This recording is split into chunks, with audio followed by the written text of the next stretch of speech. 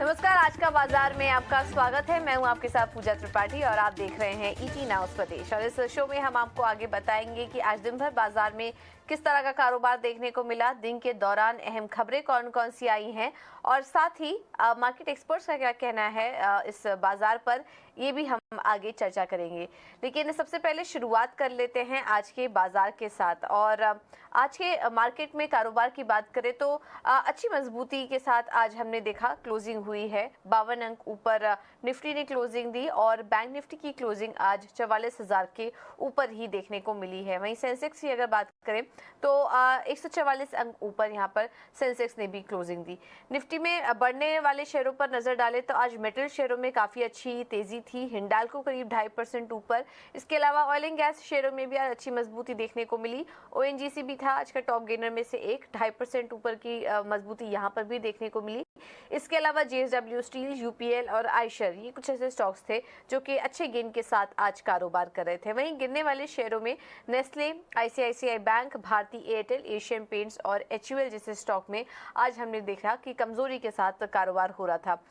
इसके अलावा top gainers mid cap space में अगर देखेंगे तो यहाँ पर देखिए आज आइडिया में आज काफी अच्छी तेजी थी, करीब 10% ऊपर यहाँ पर कारोबार हो रहा था। इसके अलावा न्यू इंडिया एश्योरेंस, आज इंश्योरेंस शेयरों में भी अच्छी तेजी बनी हुई थी और करीब 9.5% की तेजी वहां पर थी।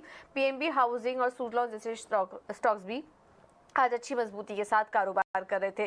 वहीं गिरने वाले शेयरों में यस बैंक था आज मिड कैप स्पेस का टॉप लूजर। आज खबर भी आई कंपनी में कुछ बड़े निवेशकों की यहाँ पर एंट्री होने की बात की जा रही है। वारंट के जरिए कंपनी रकम जुटाएगी, लेकिन मॉर्गन स्टैनली की अंडरवेट की रेटिंग आई और उसके बाद हमने देखा कि आज यस बैंक के स्टॉक में मुनाफा वसूली देखने को मिली। कोलगेट के स्टॉक में भी आज वीकनेस थी और वहीं फैक्ट और रेडिंगटन, ये दोनों स्टॉक्स भी आज कमजोरी के साथ ही कारोबार कर रहे थे। तो आज हमने देखा कि एफएमसीजी पैक ने भी बाजार में कमजोरी बनाने का काम किया, लेकिन वहीं दूसरी तरफ बैंक निफ्टी में शानदार तेजी देखने को मिली है।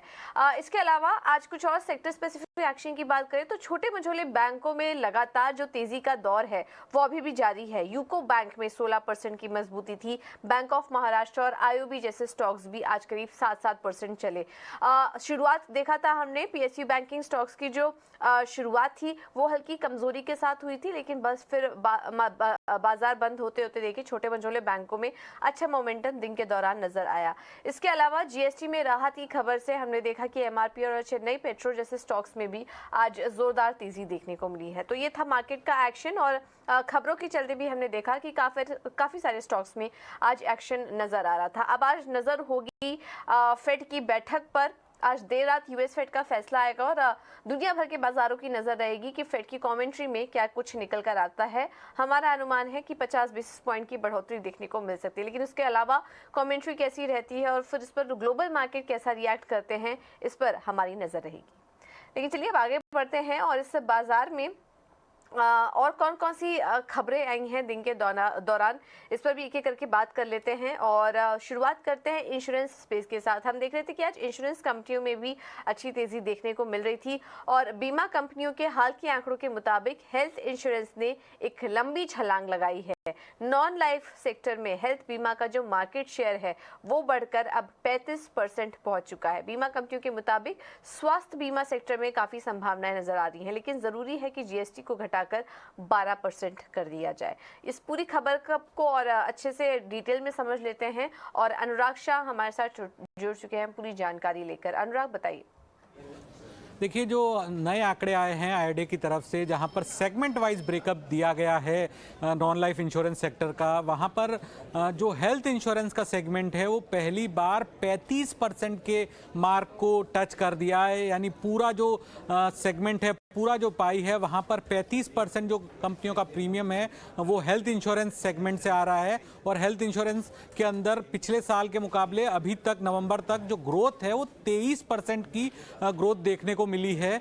तो इस ग्रोथ के बाद अब एक बार फिर डिमांड काफ़ी पकड़ ली गई है कि जो जीएसटी लगता है हेल्थ इंश्योरेंस के प्रीमियम पे, 18% जीएसटी का प्रीमियम देना पड़ता है प्रीमियम पे, तो उसे कम किया जाए, क्योंकि जो 18% जीएसटी की दर है वो एक बहुत बड़ा हिंड्रेंस है, बहुत बड़ी एक बाधा है हेल्थ इंश्योरेंस के पेनिट्रेशन में। जिस तरह से सरकार का भी लक्ष्य है हर किसी को इंश्योरेंस के दायरे में लाना, गांव-गांव तक इंश्योरेंस को पहुंचाना, वहां पर कंपनियों का मानना है कि 18% जीएसटी काफ़ी एक बड़ी बाधा है, क्योंकि अगर आप 10,000 रुपये हेल्थ इंश्योरेंस का प्रीमियम भर रहे हैं तो वहां पर 1,800 रुपये मात्र हेल्थ इंश्योरेंस ही है। और इसको लेकर तमाम संगठन हैं, इंश्योरेंस कंपनियां, जीआई काउंसिल, जो हॉस्पिटल एसोसिएशंस है, एजेंट एसोसिएशन है, सभी ने सरकार को लिखा है कि 18% से जीएसटी को कम किया जाए। लेकिन जो अब आंकड़े बता रहे हैं कि 23% की जो ग्रोथ हो रही है और लगातार 2 साल से हम देख रहे हैं कि 20% से ज्यादा की ग्रोथ है, तो अगर ये ग्रोथ आगे भी जारी रहती है तो सरकार को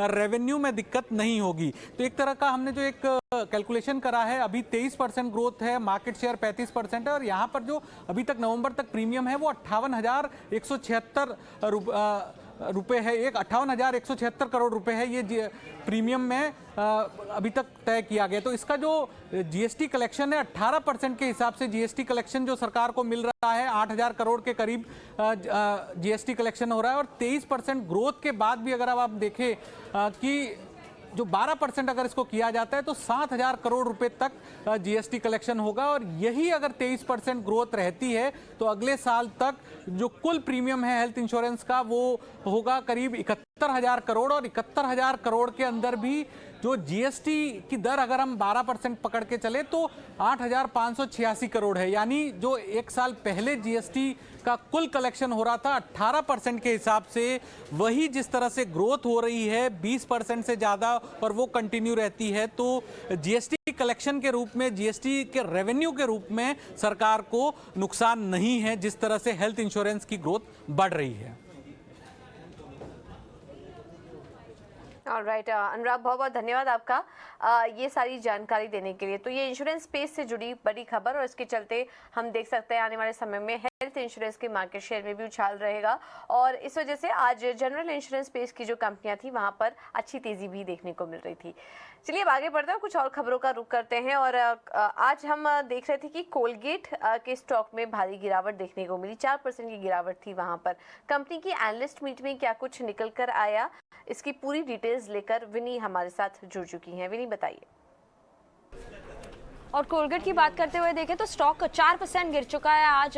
कल भी एनालिस्ट मीट हुई थी, जो प्रभा नरसिम्हा की पहली एनालिस्ट मीट थी, काफ़ी एक्साइटिंग कुछ नहीं आया था वो एनालिस्ट मीट से। यस, कंपनी ने हाईलाइट किए थे अपने ग्रोथ फैक्टर्स, 4 ग्रोथ पिलर्स भी हाईलाइट किए थे, जैसे कि वो फोकस करेंगे टूथपेस्ट में वॉल्यूम ग्रोथ बढ़ाने के लिए, पर्सनल केयर में भी उनको आगे बढ़ना है, ग्रोथ ऑर्गेनिक और इनऑर्गेनिक ग्रोथ दोनों देखेंगे, और प्रीमियमाइजेशन को भी ड्राइव करेंगे सेगमेंट में। पर मेनली ये जो है बिल्डिंग, पर्सनल केयर और ये सब फैक्टर्स जो ऑलरेडी जाने हुए थे, ओरल केयर में प्रीमियमाइजेशन की बात, दैट वाज एक्सपेक्टेड जो था वो चल रहा था। तो नथिंग न्यू आया था, ऐसा कुछ नया नहीं आया था जिसकी वजह से फोकस बढ़े, फोकस जो एनालिस्ट का, इन्वेस्टर्स का बढ़े, वो ऐसा कुछ नहीं आया था। तो nothing new on focus on low growth in oral care. उसके अलावा लैक एनालिस्ट को वैसे भी लग रहा था कि थोड़ी लैकिंग आ रही थी कि एनालिस्ट मीट के जो कॉन कॉल में कि कॉन्क्रीट कोई स्ट्रैटेजी नहीं थी कि जहाँ पे वो ग्रो कैसे करेंगे पर्सनल केयर सेगमेंट में। ग्रोथ की बात थी पर कैसे ये होगा, ये एकदम कॉन्क्रीट इन रिटर्न कुछ आया नहीं था। तो इसकी वजह से भी एनालिस्ट थोड़े इतने हैप्पी नहीं थे कि ये क्या हो रहा है उसके हिसाब से। उसके अलावा वो एक्सपेक्ट करे कि जो मच मोर अग्रेसिवनेस दिख रही है पर्सनल केयर में, तो ये एक्सेलरेट करेगी पर्सनल ग्रोथ को। पर ये प्रोग्रेस जो पास में हम लोग ने देखा था इनिशिएटिव्स का कंपनी का, क्या वो एकदम स्ट्रॉन्ग ग्रोथ नहीं था। इनिशिएटिव्स जो लिए थे था पर एनकरेजिंग नहीं थे उनके ग्रोथ। तो क्या ये टाइप भी यही फैक्टर प्ले आउट करेगा, ये एक भी क्वेश्चन है सब एनालिस्ट के माइंड में। और उसमें भी मोस्टली एनालिस्ट एक्सपेक्ट करिए उसके कॉल के बाद कि रेवेन्यू ग्रोथ जो होगी वो mid single digit to high single digit, like around 8% type mid single digit growth expected है FY20 टू FY24 CAGR में। तो ये की हाईलाइट्स आ रहे थे एनालिस्ट मीट में, और एनालिस्ट काफ़ी सारे एनालिस्ट ने एक्चुअली रिड्यूस किया हुआ है अपना टारगेट। तो इसके फैक्टर की वजह से कोलगेट में थोड़ी आज सेलिंग प्रेशर दिख रही है। बिल्कुल, बहुत-बहुत शुक्रिया विनी आपका ये सारी जानकारी देने के लिए। तो ये कुछ एनालिस्ट मीट के टॉप कुछ बातें थीं जो निकल कर आईं और उसके बाद हमने देखा कि स्टॉक में करीब 4% की गिरावट आज के दिन देखने को मिली है। चलिए अब आगे बढ़ते हैं और कुछ और भी खबरों का रुख करते हैं। और GST council stand alone refinery को जीएसटी में राहत मिल सकती है। पूरी खबर लेकर मेघना मित्तल इस वक्त हमारे साथ मौजूद है। मेघना बताइए।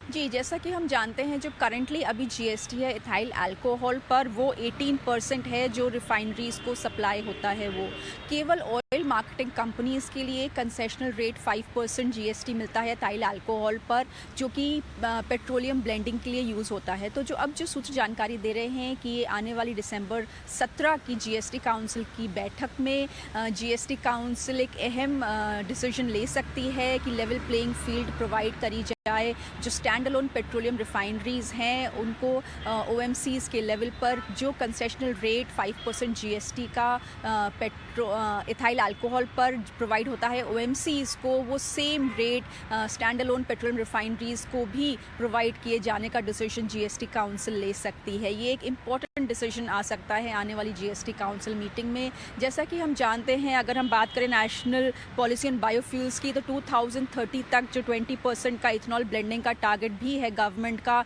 उसी को देखते हुए भी और एक लेवल प्लेइंग फील्ड जो पेट्रोलियम रिफाइनरीज हैं उनको प्रोवाइड करने के लिए ये एक अहम जो डिसीजन है वो जीएसटी काउंसिल ले सकती है।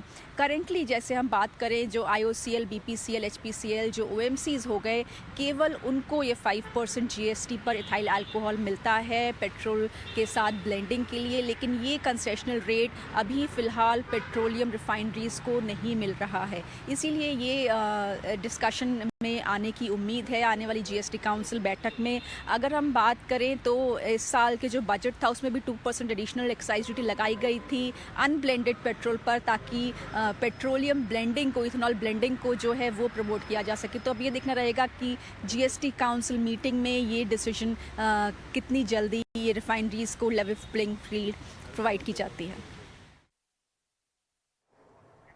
ऑलराइट, बहुत शुक्रिया मीना आपका ये सारी जानकारी देने के लिए। चलिए आगे बढ़ते हैं और एक और स्टॉक पर फोकस करते हैं। और आज येस बैंक फोकस में था। हमने देखा कि आज स्टॉक में भारी गिरावट भी देखने को मिली, करीब 7% टूटा ये स्टॉक आज के दिन। और येस बैंक शेयर वारंट के जरिए कुछ रकम जुटाने की योजना बना रहा है। करीब 8800 करोड़ से ज़्यादा की रकम जुटाने की योजना येस बैंक की है। ज़्यादा जानकारी के साथ हमारे साथ इस वक्त शरद जुड़ चुके हैं। शरद बताइए। जी बिल्कुल, यस बैंक में अब देखा जाए तो कैपिटलाइजेशन पे जो है पूरा फोकस था।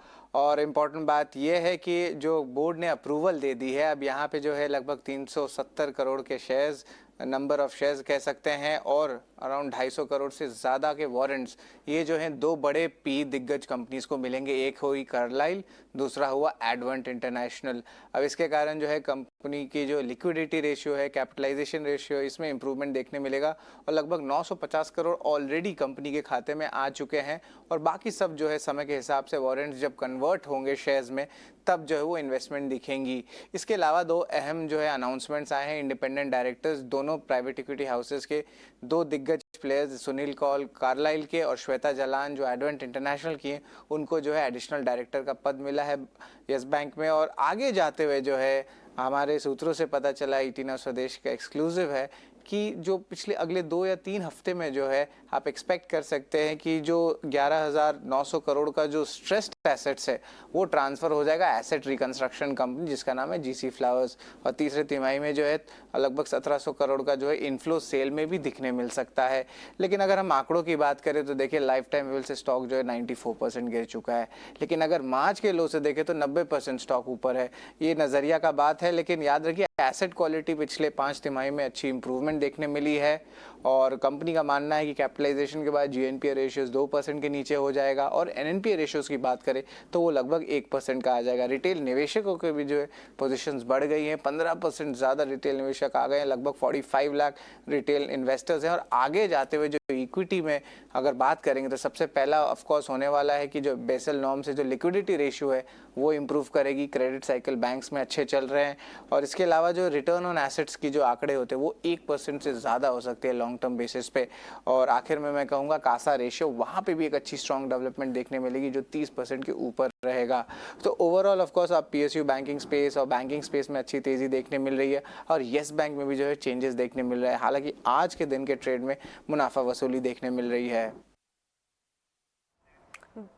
बिल्कुल, बहुत बहुत शुक्रिया शरद आपका ये सारी जानकारी देने के लिए। तो शेयर और वारंट के जरिए कुछ रकम जुटाने की योजना है, लेकिन मॉर्गन स्टैनले का इस स्टॉक पर डाउनग्रेड निकल कर आया। इस वजह से हमने देखा स्टॉक में आज मुनाफा वसूली हावी थी। चलिए फिलहाल इस बुलेटिन में इतना ही, लेकिन आप बने रहिए हमारे साथ। खबरों का सिलसिला आगे भी जारी रहेगा। नमस्कार।